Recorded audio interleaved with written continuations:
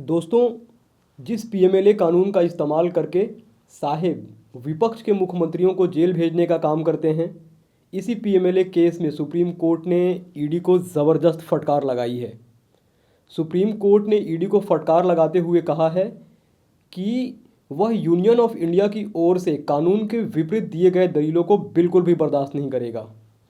यानी कि साहिब की ईडी, जो अब तक साहिब के इशारे पर विपक्ष के नेताओं को परेशान करती है और पीएमएलए कानून के अंतर्गत कार्रवाई करके उन्हें जेल भेजने की कोशिश में लगी रहती है, उस ईडी से सुप्रीम कोर्ट ने कहा है ईडी जो कानून है उसके विपरीत दलील दे रही है। यानी कि साहिब की ईडी कोर्ट में खड़े होकर झूठ बोलने का काम कर रही है। तो क्या है पूरा मामला और क्यों सुप्रीम कोर्ट ने लगाई है ईडी को फटकार, बताएंगे आपको इस वीडियो में। जस्टिस अभय एस ओका और जस्टिस उज्जवल भुइयां की बेंच ने कहा है कि यूनियन ऑफ इंडिया द्वारा दिए गए कानून के विपरीत दलील देने के आचरण को वो बिल्कुल भी बर्दाश्त नहीं करेंगे। यानी कि ये जो ईडी का मोडस ऑपरेंडाई बन गया है, कोर्ट में कानून के विपरीत दलील देना और अपनी मनमर्जी करवाने के लिए झूठे दलील पेश करना।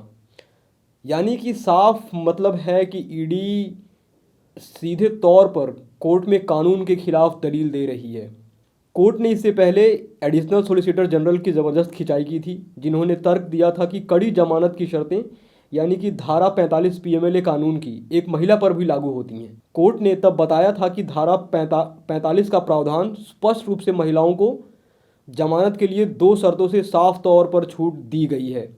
मामले में आज पेश हुए भारत के सॉलिसिटर जनरल तुषार मेहता ने ईडी की ओर से पहले दी गई दलील के लिए शुरुआत में माफ़ी मांगी, यह स्वीकार करते हुए कि छूट एक महिला पर लागू होगी। सॉलिसिटर जनरल मेहता ने कहा कि पिछली दलील गलत कम्युनिकेशन के कारण, कुछ भ्रम के कारण हुई थी। इस पर जस्टिस ओका ने कहा कि गलत कम्युनिकेशन का कोई सवाल ही नहीं है, हम यूनियन ऑफ इंडिया द्वारा इस तरह के दलीलों को कभी सराहना नहीं करेंगे। यह दोहराते हुए कि वो माफ़ी मांग रहे हैं, सॉलिसिटर जनरल ने जवाब दाखिल करने के लिए समय मांगा, यह कहते हुए कि आरोपी महिला आपराधिक गतिविधियों की सरगना थी और केवल महिला होने के आधार पर जमानत की हकदार नहीं थी। ईडी पीएमएलए कानून जैसे कानूनों का इस्तेमाल विपक्ष के नेताओं को जेल में डालने के लिए करता है, इस बात का खुलासा खुद सरकार ने किया था। सरकार ने ईडी और पीएमएलए केसेस का जो ब्यौरा संसद में दिया था, वो डेटा इस तरह का था जो बहुत ही हैरान कर देने वाला था। वो डेटा था कि ईडी किस पर कार्रवाई करती है और ईडी किसके कहने पर कार्रवाई करती है। सरकार ने संसद में बताया है कि पिछले 5 सालों में ईडी ने पीएमएलए कानून के अंतर्गत 911 केसेस दर्ज किए हैं, जिसमें से 654 मामलों की सुनवाई पूरी हो चुकी है और इसमें केवल 42 मामलों में ही दोष सिद्धि हो पाया है। यानी कि 911 केसेस में सिर्फ 42 केसेस में ही ईडी कन्विक्शन करा पाई है दोषियों का। अभी कुछ दिनों पहले भी पश्चिम बंगाल के पूर्व मंत्री पार्थ चटर्जी के केस में सुनवाई करते हुए जस्टिस सूर्यकांत और उज्जवल भुइयां ने ईडी की कार्यप्रणाली पर चिंता जताई थी और ईडी से पूछ दिया था कि आपकी स्ट्राइक रेट क्या है। अगर आपकी स्ट्राइक रेट 60-70% होती तब भी ठीक था, पर आपका तो स्ट्राइक रेट ही इतना कम है।